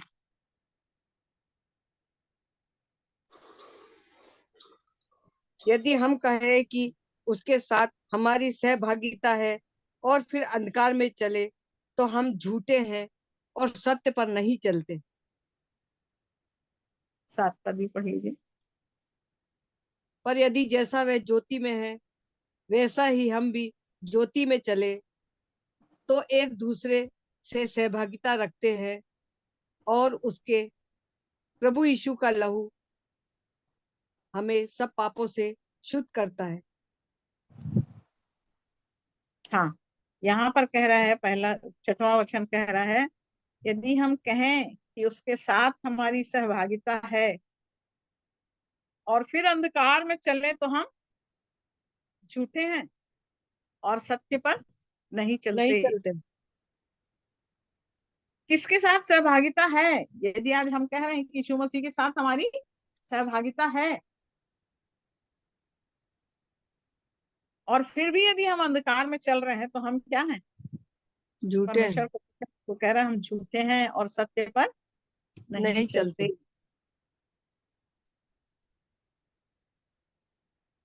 तो ये आज हमको अपने जीवन में देखना है कि हमारी सहभागिता किसके साथ है। इस वचन से हमको अपने आप को जांचना है। हम कह रहे हैं कि सहभागिता हमारी प्रभु के साथ है, हम तो प्रभु के साथ चलने लगे हैं, हमारे पास प्रभु का जीवन है। पर यदि हम अंधकार में चल रहे हैं, अंधकार में चलना मतलब ज्योति रहित दशा। अंधकार शैतान का राज्य है और ज्योति परमेश्वर का राज्य है। यदि हम वचन को सुन तो रहे हैं, यदि हम वचन के द्वारा अपने जीवन को चलाने की कोशिश भी कर रहे हैं, परंतु यदि हम उसके साथ सहभागिता नहीं रख रहे हैं, यदि हम सहभागिता रखते हैं और फिर अंधकार में चले तो हम झूठे हैं और सत्य पर नहीं चलते। पर 7वें वचन में कह रहा है, पर यदि जैसा वह ज्योति में है वैसे ही हम भी ज्योति में चलें तो एक दूसरे से सहभागिता रखते हैं और उसके पुत्र यीशु का लहू हमें सब पापों से शुद्ध करता है। पर जैसा प्रभु यीशु मसीह ज्योति में है, यदि वैसे ही हम भी ज्योति में चलते हैं, तब हम यीशु मसीह के लहू से शुद्ध किए जाते हैं। यदि हम बोलेंगे कि हम ज्योति में चल रहे हैं और सहभागिता हमारी ज्योति के साथ नहीं है, हमको अपने जीवन को इस चीज को जांचना है कि हमारी सहभागिता किसके साथ है, हम अंधकार में हैं या हम ज्योति में हैं। और ज्योति प्रभु यीशु मसीह है। जब तक प्रभु यीशु मसीह की ज्योति हमारे जीवन में नहीं चमकेगी, हमारे जीवन का अंधकार दूर नहीं होगा। 9 पद को पढ़िए। यदि हम अपने पापों को मान ले तो वे हमारे पापों को क्षमा करने और हमें सब अधर्म से शुद्ध करने में विश्वास योग्य और धर्मी है। आमीन। यदि हम ज्योति में चल रहे हैं, यदि मेरे प्रियो हम ज्योति में चलेंगे तो हमको हमारा पाप दिखाई देगा। और जब हमारा पाप दिखाई देगा तो 9वें वचन में बोल रहा है कि यदि हम अपने पापों को मान लें, क्या करना है हमको? अपने पापों को मानना है, अंगीकार करना है। जब तक हम अपने पापों का अंगीकार नहीं करेंगे तो हमारे पापों की क्षमा है क्या? नहीं है। नहीं। हमारे अधर्म से शुद्ध होने के लिए नहीं है। हम अपने अधर्म से शुद्ध नहीं हो सकते जब तक हम मन फिरा के अपने पापों को स्वीकार नहीं करेंगे, तब तक हम अपने प्रभु के साथ चलने के लिए विश्वास योग्य नहीं हो सकते।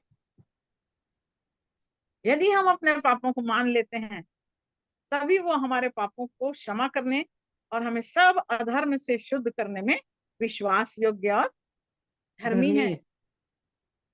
10 पद में पढ़िए।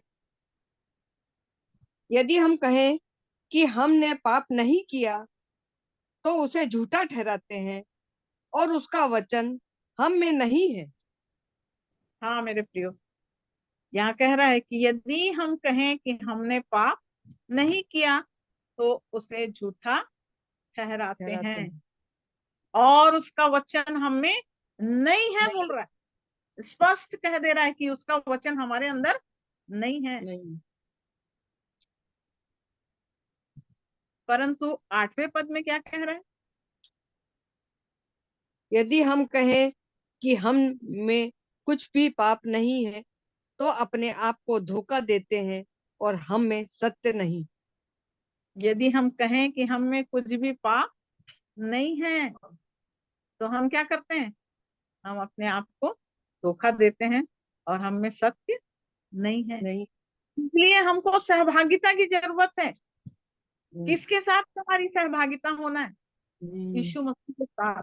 क्योंकि जब तक यीशु मसीह की सहभागिता में नहीं आएंगे हम अपने पापों को नहीं पहचान सकेंगे। मेरे पापों के लिए उसने कोड़ों की मार सहा है। मेरे पापों के लिए उसने अपने गाल के गलमोज को नोचने के लिए दे दिया है। उसने मेरे लिए निंदा सही है। थूके जाने के लिए उसने अपने आप को दे दिया। ये मेरे पाप है, ये मेरे जीवन के पाप है मेरे प्रियो। उसने कांटों का मुकुट अपने सिर पे पहना ताकि मैं अनंत जीवन का मुकुट पा सकूं। उसने अपने छाती को भाले घोंपे जाने के लिए दे दिया कि उससे बहने वाले खून से मेरे पाप धुल जाएं और मैं शुद्ध हो जाऊं। आज हमारे पास कौन सी जमीन है मेरे प्रियो?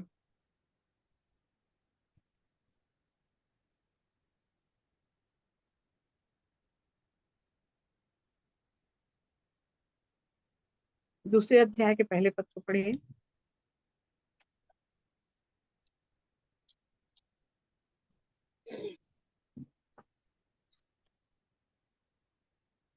हे मेरे भाइयों, याकूब नहीं, उसी का दूसरा अध्याय का पहला पद। पहला यूहन्ना। हे मेरे बालकों, मैं ये बातें तुम्हें इसलिए लिखता हूँ कि तुम पाप ना करो, और यदि कोई पाप करे तो पिता के पास हमारा एक सहायक है, अर्थात धर्मी यीशु मसीह, दूसरा पद, और वही हमारे पापों का प्रायश्चित है, और केवल हमारे ही नहीं वरन सारे जगत के पापों का भी। हाँ मेरे प्रियो, यीशु मसीह हमारे पापों का प्रायश्चित है, और केवल हमारे नहीं वरन सारे जगत के पापों का भी। उसने सारे जगत के पाप को अपनी देह पर ले लिया। यदि हम पाप ना करें और यदि कोई पाप करे तो पिता के पास हमारा एक सहायक है, अर्थात धार्मिक यीशु मसीह।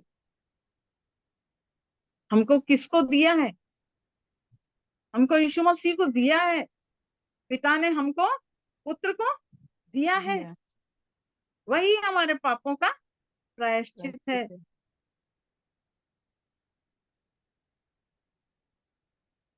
4 पद को पढ़िए। जो कोई ये कहता है मैं उसे जान गया हूँ और उसकी आज्ञाओं को नहीं मानता, वह झूठा है और उसमें सत्य नहीं। जो कोई कहता है कि मैं उसे जान गया हूँ, यदि हम कह रहे हैं कि हम तो जान गए हैं, यीशु मसीह को हम जान गए हैं, तो हम कैसे जान जाएंगे? हमको जानना कैसे है? और उसकी आज्ञाओं को मानेंगे नहीं मानता। यदि नहीं मानता तो क्या है? वो झूठा है और उसमें सत्य नहीं है। नहीं है। और 5 पद में कह रहा है, पर जो कोई उसके वचन पर चले उसमें सचमुच परमेश्वर का प्रेम सिद्ध हुआ है। इसी से हम जानते हैं कि हम उसमें हैं। जो कोई यह कहता है कि मैं उसमें बना रहता हूँ, उसे चाहिए कि आप भी वैसा ही चले जैसा वह चलता था। जैसे यीशु मसीह ने इस जगत में आके अपने जीवन को, अपने चाल चलन को दिखाया है, हमको क्या करना है? यीशु मसीह के उसी चाल चलन को अपने जीवन में अपनाना है।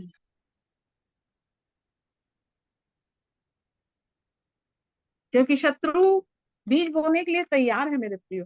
अच्छा बीज तो हमको मिल रहा है, लेकिन क्या हम निश्चिंत हैं या हम जागृत हैं?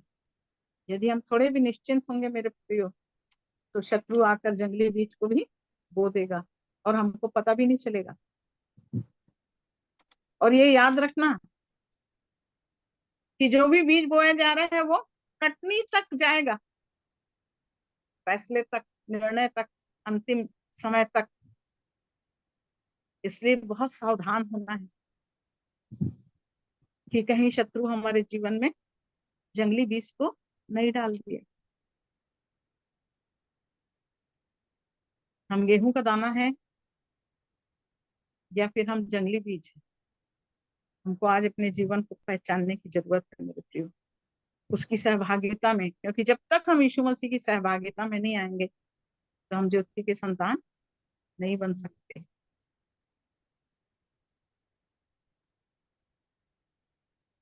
तो प्रभु हमारी सहायता करे मेरे प्रियो इन वचनों के द्वारा, कि हम अपने जीवन को जांचें, अपनी दशा को पहचानें,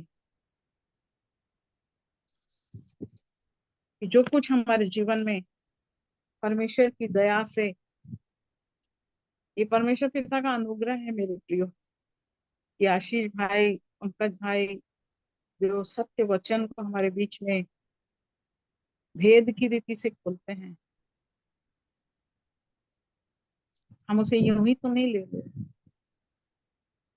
कि हमने सुना और फिर हम थोड़े समय में उसको भूल गए। क्या अच्छी भूमि में हम उस वचन को लेकर के उस स्वर्गीय राज्य तक पहुंचने के लिए उस गेहूं का दाने के समान हम अपने जीवन को तैयार कर रहे हैं। और गेहूं का दाना बनेंगे मेरे प्रियो, तो गेहूं का दाना क्या है? जब तक नहीं मरेगा तब तक वो फल नहीं लाएगा। मसीही जीवन उस गेहूं के दाने के समान है, मरने का जीवन। पापों से हमको प्रतिदिन प्रतिदिन प्रतिदिन मरते जाना है। इसलिए पौलुस ने कहा कि मैं जीवित नहीं रहा, परंतु मसीह मुझ में जीवित है। हमारे अंदर कौन जीवित है? कहीं हम जंगली दाने के समान तो नहीं,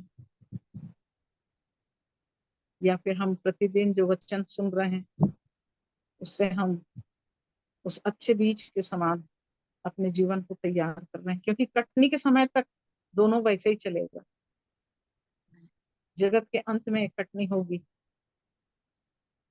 और जो जंगली दाना होगा वो बटोर करके जला दिया जाएगा, परंतु जो गेहूं होगा वो स्वर्गीय राज्य का भागीदार होगा।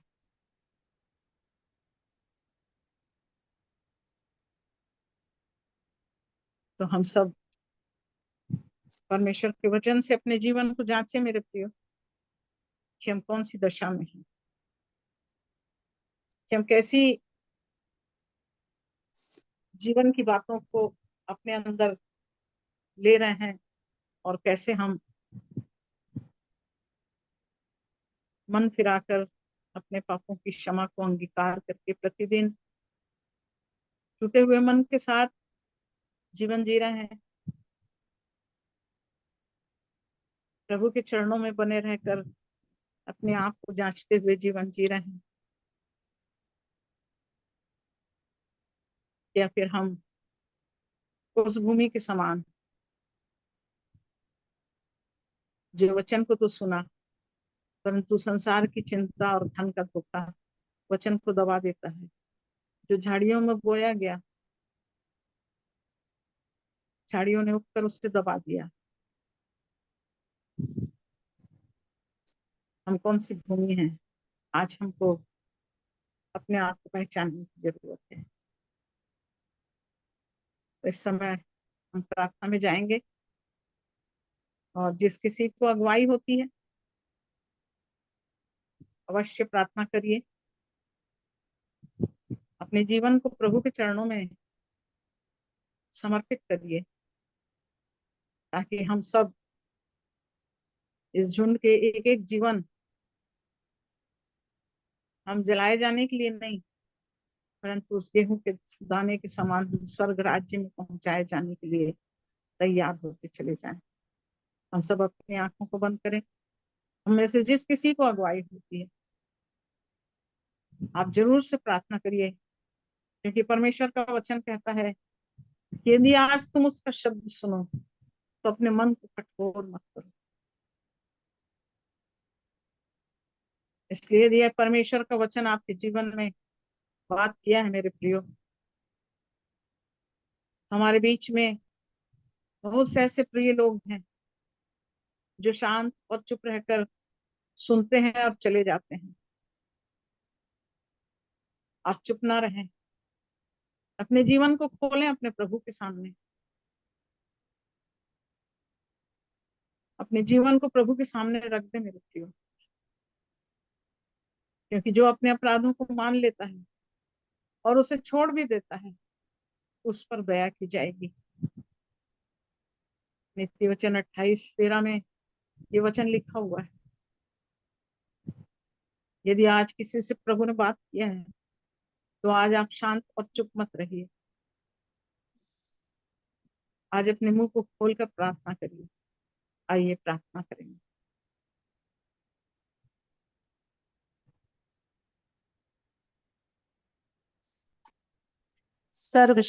सर्वशक्तिमान, सर्वज्ञानी, सर्वरूपी खुदा बाप, धन्यवाद देते हैं प्यारे पिता, सृष्टिकर्ता परमेश्वर। हम आपका धन्यवाद करते हैं कि आज का दिन आपने हमें दिया प्रभु जी, सुंदर समय दिया प्रभु जी। इस छोटे से झुंड के साथ मेरे खुदा बाप आपने वचनों के द्वारा हमसे बातचीत की खुदा, हम धन्यवाद देते हैं प्रभु जी। हाँ खुदा बाप, जब हम पापी ही थे प्रभु जी, तो भी आपने हमसे प्रेम किया प्रभु जी, क्योंकि आपने जगत से ऐसे प्रेम किया कि अपना इकलौता पुत्र दे दिया, ताकि जो कोई उस पर विश्वास करे वो नाश ना हो परंतु अनंत जीवन पाए। हे खुदा बाप, सचमुच आपने हमारे जीवन में अनंत जीवन रखा था खुदा बाप, और सचमुच हम विश्वास करते हैं प्यारे पिता कि हम अपने प्रभु यीशु मसीह पर, क्योंकि प्रभु यीशु मसीह हमें छुड़ाने आया प्रभु जी। हाँ खुदा, जगत ने हमें घेर के रखा था, पाप में दबा के रखा था प्रभु जी, लेकिन यीशु मसीह हमें छुड़ाने आया प्रभु जी। और हम उस क्रूस पर ध्यान देते हैं प्रभु जी, जिस पर प्रभु यीशु मसीह ने अपना हमारे कारण, हमारे अधर्म के कार्यों को प्रभु जी अपने पीठ के पीछे अपने ऊपर लिया प्रभु जी, और हमारे सारे पापों को अपने पीठ पे लिया मेरे खुदा बाप। हमारे अधर्म के कार्य से आपने हमें छुटकारा दिलाया खुदा बाप, उसके लिए हम आपका धन्यवाद करते हैं प्रभु जी। सचमुच हमें एक अच्छी भूमि बना प्रभु जी, उस आदन की वाटिका में रख मेरे खुदा बाप, ताकि हम आपकी आज्ञाकारिता में चले प्रभु जी। हम अपने पापों को मानते हैं खुदा बाप, लेकिन प्रभु जी दुष्ट कार्य करता है हमारे जीवन में प्रभु जी, पति के जरिए, बच्चे के जरिए, पड़ोसी के जरिए मेरे खुदा बाप, और हमारा मन खीन हो जाता है मेरे खुदा बाप। और उसी समय प्रभु जी हमें क्रोध आता है, क्योंकि पाप का बीज प्रभु जी सचमुच ऐसा उफल के आता है प्रभु जी कि वो हमें छोड़ता नहीं है। लेकिन हमारा यीशु मसीह हमारा हाथ पकड़ के हमें उससे छुड़ाने आया प्रभु जी, क्योंकि हम गलील में बैठे थे मेरे खुदा बाप, और यीशु मसीह बार बार उस गलील की बातें करते हैं कि गलील की ओर जाते हैं खुदा बाप, ताकि वहां अंधकार में बैठे हुए प्रभु जी लोगों को छुड़ा ले मेरे खुदा। हम धन्यवाद देते हैं कि आपने हमें छुड़ाया प्रभु जी। धन्यवाद देते हैं मिला आंटी के लिए प्रभु जी, की आज वचनों के द्वारा हमसे बातचीत किए प्रभु जी, उनके मुख से होके, उनके होठों को, दिलों को छू के ब्लेस किए मेरे खुदा बाप, और वचन हमारे जीवन में फलवंत हुआ प्रभु जी। सचमुच आज हमने जाना कि वो गेहूं का दाना क्या है प्रभु जी। हमने सीखा कि गेहूं का दाना आप है प्रभु जी, और आपने कहा है कि तुम ईश्वर हो, हम आपके स्वरूप में है प्रभु जी। और उस गेहूं का दाना आज हमने भी जाना कि वो गेहूं का दाना हम है प्रभु जी, और हम भी प्रभु जी आपके साथ उस क्रूस में मरते हैं प्रभु जी, ताकि वो हम फले प्रभु जी, और एक अच्छी भूमि की तरह प्रभु जी वो फल लेके आए प्रभु जी, ताकि लोग हम में तुमको, आपको देख सके मेरे खुदा बाप। धन्यवाद देते हैं इस वचन के लिए प्रभु जी, जो हमें मिला कि हम पापों से मन को फिराए मेरे खुदा बाप। हाँ प्रभु जी, हम पापों से अपने मन को फिराते हैं, और संसार से मेरे खुदा बाप। और धन्यवाद देते हैं पिता, पुत्र, पवित्र आत्मा की आप हमारे जीवन में सहायक के रूप से कार्य करते हैं प्रभु जी।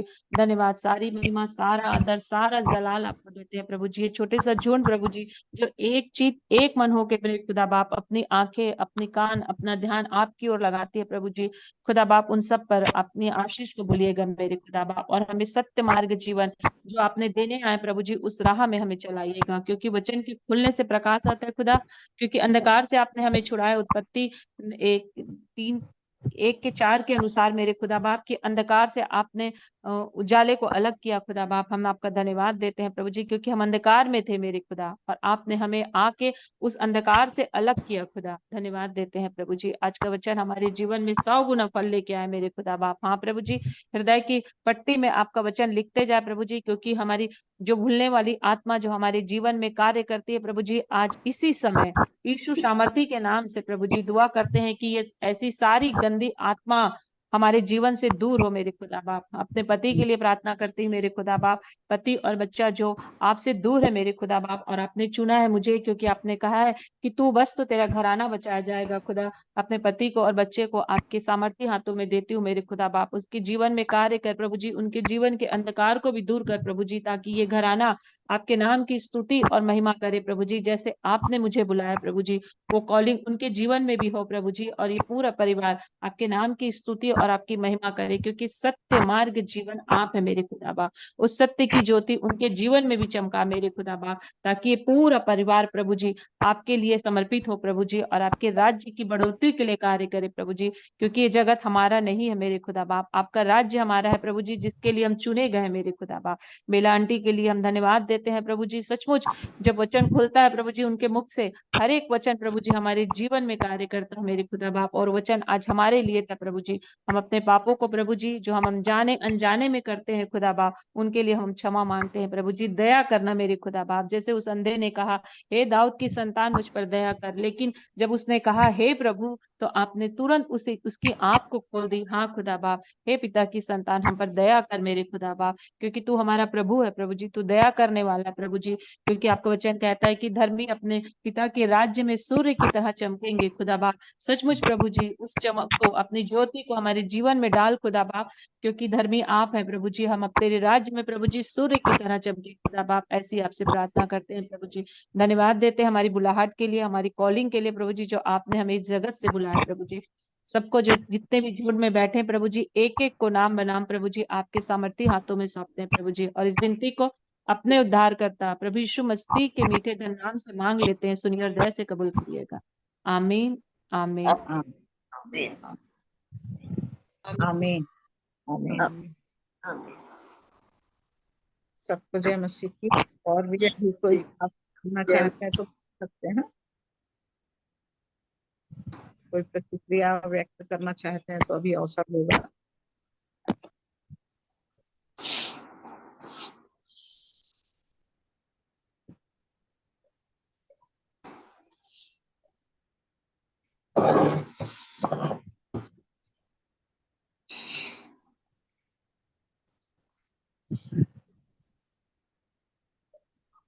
परमेश्वर पिता का धन्यवाद देती हूँ सचमुच में सुंदर वचन के लिए। बेला आंटी के जरिए से एक बार फिर से हमको एक चेतावनी पूर्ण वचन जो है हमारे बीच में भेजा गया, और सचमुच में हमें एक बार फिर से जांचने और परखने का अवसर ये जो है परमेश्वर ने है इस वचन के माध्यम से हम सबको दिया है कि सचमुच में हमारे जीवन में बहुत ही अद्भुत वचनों को परमेश्वर इन दिनों में भेज रहा है।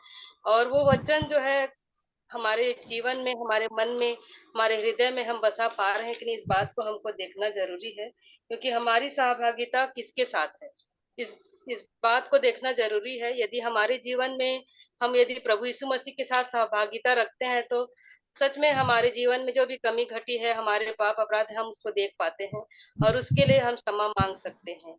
तो इस अद्भुत वचन के लिए मैं बेला आंटी का धन्यवाद देती हूँ और परमेश्वर पिता का धन्यवाद देती हूँ कि सचमुच में प्रतिदिन हमारी आवश्यकता के अनुसार वो जो है हमारे लिए, हमारे जीवन में जो आवश्यकताएं हैं उसके अनुसार वचनों को प्रतिदिन हमारे लिए भेजते हैं। इसके लिए मैं परमेश्वर पिता का धन्यवाद देती हूँ।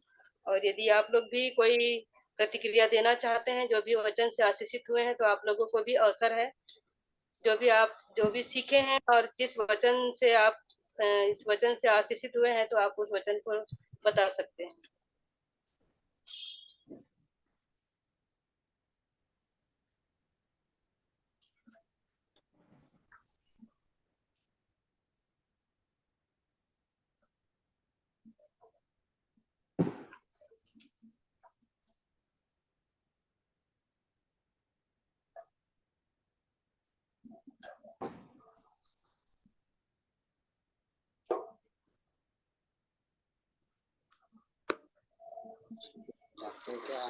और यदि नहीं तो मधुसूदन भैया से मैं निवेदन करूंगी, होस्ट वही है तो मीटिंग का एंडिंग वही कर देंगे। मधुसूदन भैया।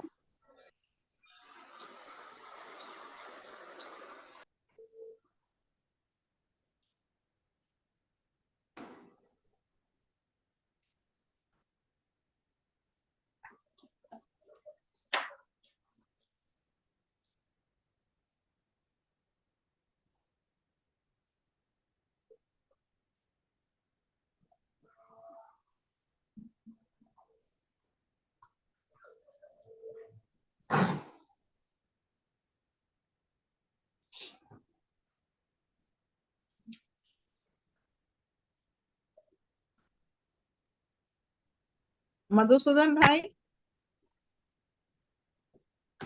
ये आंटी। हाँ, भैया सूचना दे दीजिए और मीटिंग एंड कर दीजिए ना। जी जी जी,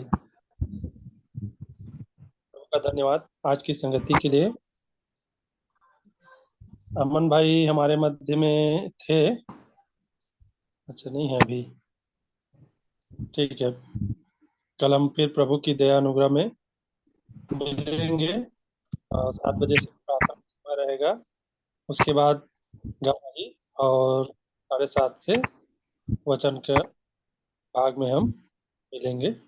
तब तक के लिए आप सबों को शालोम, जय मसीह। जय मसीह भैया। Shalom. Shalom. Shalom shalom shalom. Shalom. सभी भाई बहनों को